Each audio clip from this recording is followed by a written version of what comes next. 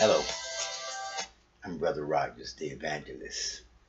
Welcome once again to Words of Encouragement from God's Word, the Bible. Today I want to talk about a subject dealing with the words belief and faith. I want to title this lesson, The Power of Belief and Faith.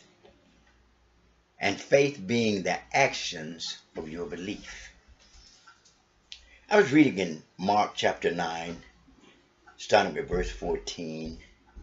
And it says, and when he came to the disciples, he saw a great multitude around them, and scribes disputing with them. Immediately, when they saw him, all the people were greatly amazed and running to him, greeting him. And he asked the scribes, what are you discussing with them? Then one of the crowd answered and said, Teacher, I brought you my son, who has a mute spirit. And wherever it seizes him, it throws him down, and he foams at the mouth, gnashing his teeth, and becomes rigid. So I spoke to your disciples that they should cast it out, but they could not. He answered him and said, O faithless generation, how long shall I be with you? How long shall I bear with you? Bring him to me. Then they brought him to him, and when he saw him, immediately the spirit convulsed him, and he fell on the ground and wallowed, foaming at the mouth. So he asked his father, how long has this been happening to him? And he said, from a childhood, and often he was thrown him both into the fire and into the water to destroy him.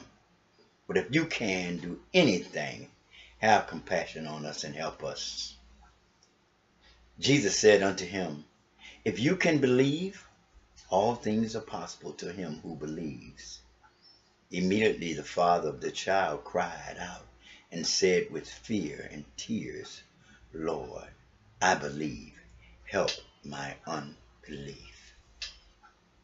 Belief is a powerful word, a powerful tool in this spiritual world. And that's what most of us who are striving to achieve and succeed in life, in anything that is, we need to first of all have the belief.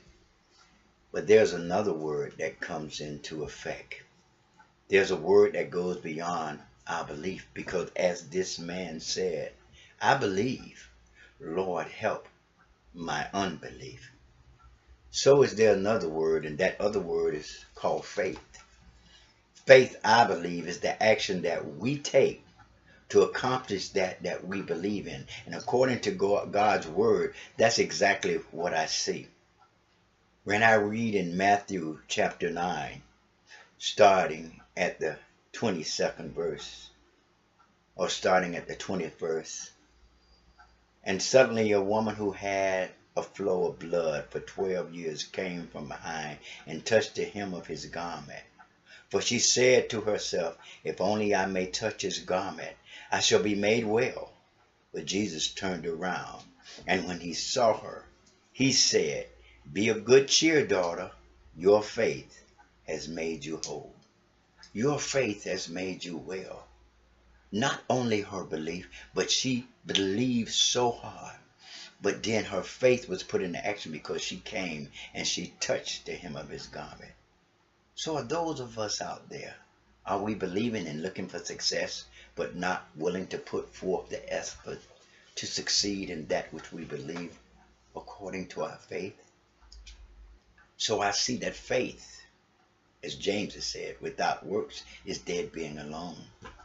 So I encourage you who may be striving to achieve some great success in life, who may be striving to overcome some problem, I'm asking you, take the words of Jesus and to understand that faith moves and is the action that causes our belief to come to pass.